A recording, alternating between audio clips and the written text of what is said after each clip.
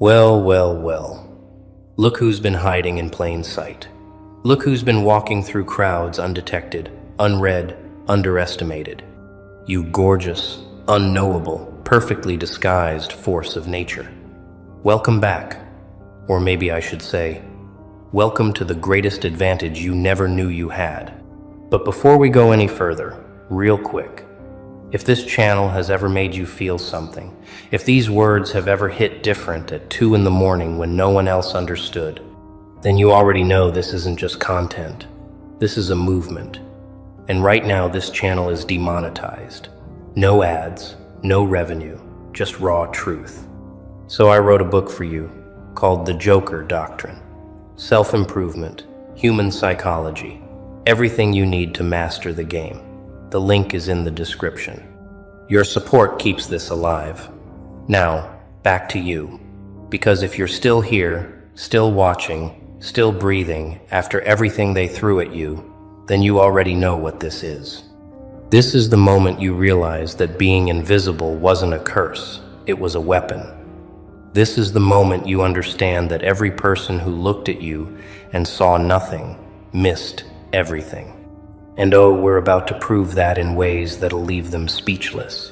Let me tell you something that's going to hit you so hard, you'll feel it in your bones. No one knows who you really are. Not your family, not your friends, not your enemies. Not the people who sleep next to you. Not the people who smile at you every morning. Not the people who think they've figured you out over coffee and casual conversation. Nobody, not a single soul on this earth has seen the full picture. And that single truth is the most dangerous, most beautiful, most powerful thing about you. Because in a world where everyone is desperate to be seen, desperate to be understood, desperate to be validated by strangers on the internet, you chose silence. You chose depth over display. You chose to build in the dark while they performed in the light. And now you're sitting on a throne they don't even know exists. A throne built from every tear they never saw, every sacrifice they never witnessed, every quiet decision they'll never understand. Let's talk about what they think they know, shall we? Because they think they've got you figured out, don't they? They've built a version of you in their heads. A comfortable version, a manageable version, a predictable, controllable, easy to dismiss version that lets them sleep at night. They've decided who you are based on the pieces you allowed them to see. The quiet moments, the polite smiles, the measured responses, the careful silences, the way you nod instead of argue, the way you listen instead of interrupt, the way you absorb instead of explode. And they took those fragments, those tiny, deliberately curated fragments, and assembled a person who doesn't exist. A person who is smaller than you are, weaker than you are, less ambitious than you are, less intelligent than you are, less dangerous than you are. And you brilliant, patient, terrifyingly strategic creature, you let them believe their own fiction. You let them sleep peacefully in their assumptions. Because you understood something they never will. The moment people think they know you, they stop watching. The moment they feel comfortable, they stop guarding. The moment they underestimate you, they've already lost, and they don't even know the game started. Think about that for a second. Really let it sink into every fiber of your being. Every person who ever dismissed you, overlooked you, talked over you, passed you by, chose someone louder, someone flashier, someone more performative, they made a critical error. A fatal, irreversible, catastrophic miscalculation. They mistook your silence for emptiness. They mistook your patience for weakness. They mistook your restraint for inability.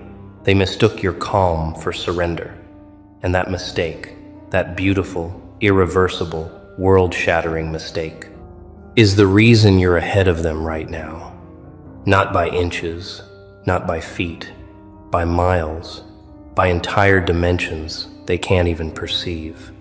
Because while they were busy performing their success, broadcasting their strength, advertising their intelligence to anyone who would double tap, you were absorbing, learning, calculating, processing, evolving, growing in directions they'll never map, in depths they'll never dive, in ways they'll never comprehend.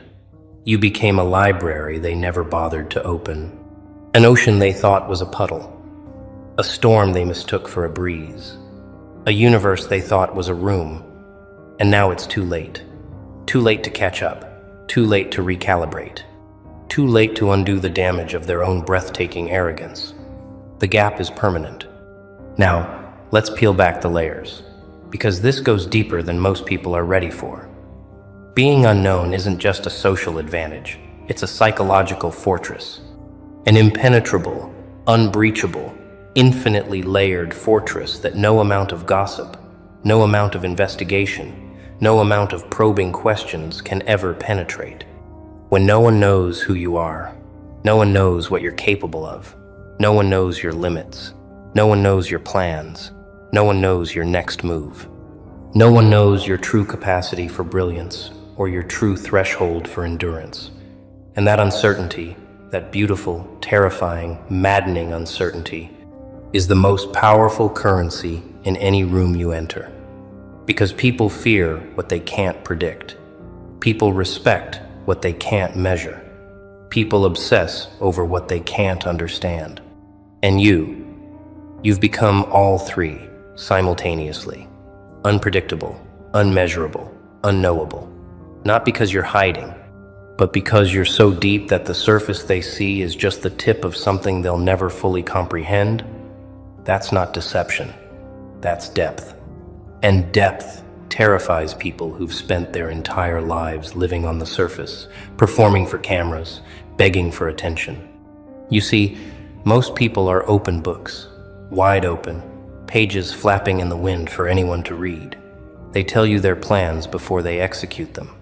They announce their goals before they've taken the first step. They broadcast their emotions before they've even processed them themselves.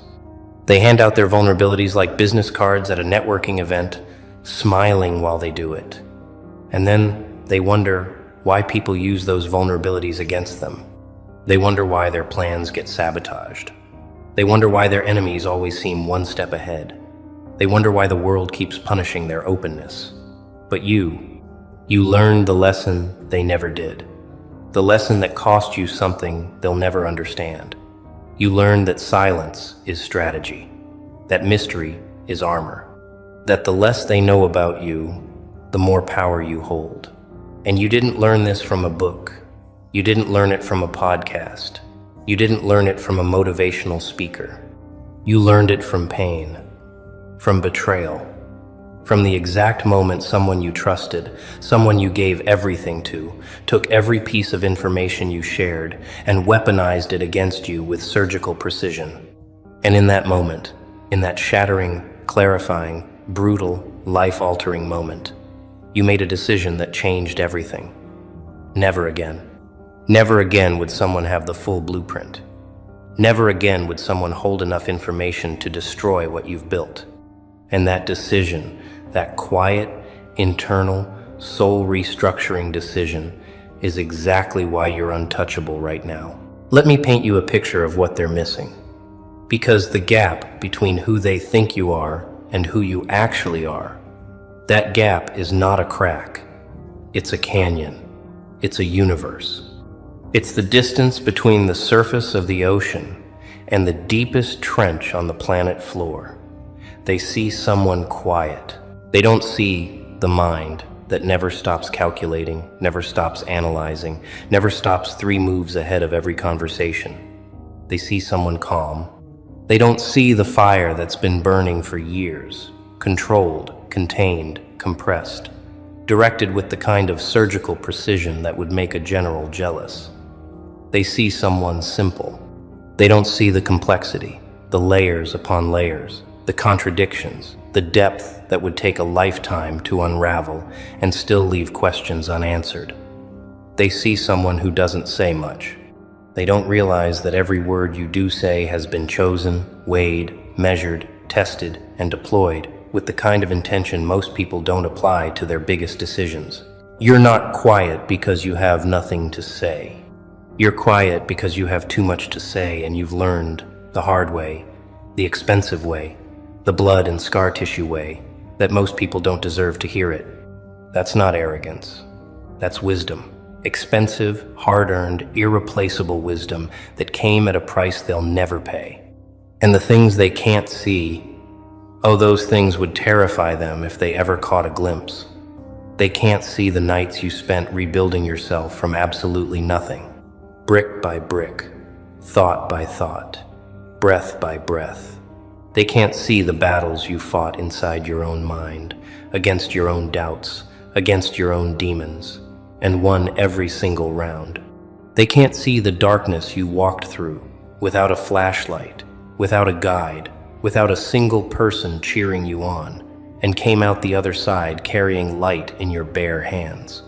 They can't see the promises you made to yourself in the silence of your lowest moments, promises that most people would have broken by breakfast, promises you've been keeping every single day since. They can't see the discipline that starts before sunrise and continues after midnight, the sacrifice that doesn't get posted, doesn't get praised, doesn't get acknowledged. The relentless, unglamorous, invisible, soul-crushing grind that turned you into who you are right now. All they see is the finished product, the calm exterior, the measured responses, the person who seems to have it all figured out. But they don't know what it cost you. They don't know what you gave up. They don't know what you survived. And honestly, they don't deserve to know, because that knowledge is sacred. It's yours alone. And sharing it with people who haven't earned the right to hold it would cheapen everything you've been through. Now let's talk about what this does to them, because your mystery, your depth, your complete and total unknowability, it's eating them alive, slowly, methodically, cell by cell, and they'll never admit it, not in 1,000 years. But you can see it, can't you? You can see it in the way they study you when they think you're not looking. The sideways glances, the lingering stares, the way their eyes follow you across a room like you're a puzzle they can't put down. You can see it in the way they ask questions that aren't really questions. They're investigations. So what have you been up to lately? That's not curiosity. That's surveillance. How's everything going with you? That's not concern. That's intelligence gathering. You seem different. What changed? That's not a compliment, that's a probe. They're trying to read you, trying to crack the code, trying to find the edges of who you are so they can feel comfortable again, so they can put you back in that little box they built for you, because your peace disturbs them, your silence unnerves them. Your complete and total lack of need for their approval, their attention, their validation. It keeps them up at night. They need you to be readable. They need you to be predictable. They need you to fit neatly into the box they constructed. But you outgrew that box a long, long time ago. And they're still holding the lid, staring at the empty space, wondering where you went. Here's the thing about people who can't figure you out. They have exactly two choices. They can respect you, or they can resent you. And most of them, the overwhelming majority of them, choose resentment every single time. Because respect requires humility. Respect requires admitting that someone else might be operating on a level they can't reach, in a frequency they can't tune into. And their ego, their fragile, overinflated, paper-thin ego, won't allow that. So instead, they mock what they can't understand. They dismiss what they can't replicate. They label what they can't define. They call you weird, antisocial, detached, cold, stuck up, too quiet, too mysterious, too intense, too much, not enough. And every single one of those labels, every single attempted insult, every single dismissive word tells you the exact same thing. They're scared, terrified, shaking in places they'll never show you, scared of what they can't control, scared of what they can't predict, scared of someone who doesn't need their approval to breathe, to function, to thrive, to exist entirely without them. And that fear, that deep, visceral, bone-rattling, unshakable fear, is the highest compliment they will ever pay you in their entire lives. even if they don't know they're paying it. Let me take you deeper, because there's a layer here most people miss entirely. The person you are today. The one no one knows, the one no one can read, the one no one can predict. That person was built intentionally, deliberately, consciously. You didn't stumble into this. You didn't accidentally become unreadable. No, you chose this. With every fiber of your being, you chose this. You chose to stop giving people the ammunition to hurt you. You chose to stop performing your pain for an audience that feeds on it like entertainment. You chose to stop explaining yourself to people who were committed, invested, dedicated to misunderstanding you, no matter what you said. And that choice, that quiet, revolutionary, soul-defining, life-restructuring choice, changed everything. It changed how you move through the world, how you speak and when you don't, how you think and what you share, how you process pain, how you protect your energy, how you love, how you trust, how you fight, and when you choose not to. You stopped being reactive and became strategic. You stopped being emotional and became intentional. You stopped being available to everyone and became selective about who deserves access. And the world around you noticed. They didn't understand it, but they felt the shift in the air. They felt the temperature change. They felt the wall go up, the moat fill, the drawbridge rise. And it confused them deeply. Because the old you, the version they were comfortable with, the version they could manipulate, predict, and control, that version was accessible, readable, manageable. But this version, this new, evolved, fortified, battle-hardened version, this version plays a different game entirely. A game they haven't learned. A game they can't learn. A game that's already over for them, and they just don't know it yet. And here's what's beautiful about this evolution. It wasn't loud. It wasn't dramatic. There was no announcement, no confrontation, no Instagram post about new energy, no public declaration of war. You just changed. Quietly, gradually, permanently, irreversibly. One day, you stopped sharing everything with everyone. One day, you stopped reacting to every provocation, every slight, every passive-aggressive comment. One day, you stopped caring about the opinions of people who hadn't earned the right to have one about you. And they didn't notice until it was too late. Until the distance was too wide to cross. Until the version they knew was gone, permanently retired, never coming back. And now they're grieving a person who isn't dead, just awakened. They're mourning access they didn't earn. They're missing a version of you that only existed because you hadn't yet learned your own worth, your own power, your own magnificent capacity for reinvention. But you've learned it now, and there's no going back. There's no returning to the version that gave everything away for free. That version served its purpose. That version was the tuition you paid for the education you now carry. That version taught you, at the highest possible cost, what happens when you're too open, too honest, too available, too trusting, too generous with people who don't deserve a drop of what you offered them oceans of. And now you carry those lessons like armor, not to hide who you are, but to protect something precious, something irreplaceable, something they will never, ever deserve to touch again unless they've proven, beyond any shadow of doubt, that they'll handle it with the kind of care it demands. Now let's talk about what happens when you walk into a room, because something has changed, hasn't it? Something has shifted in the energy around you. Something you can't quite name, but everyone can feel. You walk in, and people sense it before they see it. Not arrogance, not aggression, not performance, something else entirely. Something quieter, but infinitely heavier.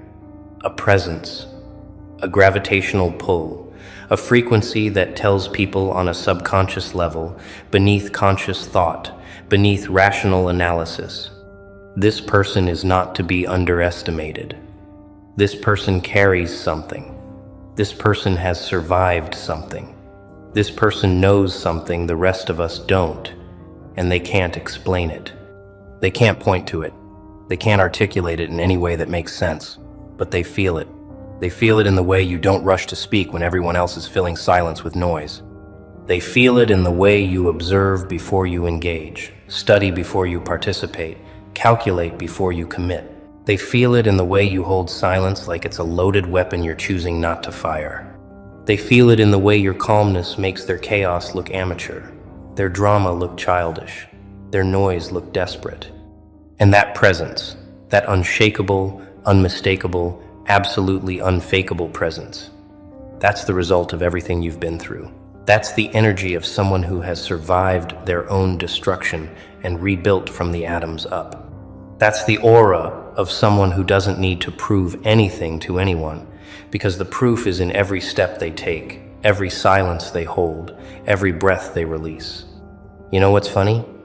The people who talk the most are usually hiding the most. The people who perform the loudest are usually the emptiest inside. The people who need to tell you who they are, who announce their greatness like a commercial break, who introduce themselves with their achievements, usually aren't who they claim to be. But you don't tell anyone anything. You don't announce.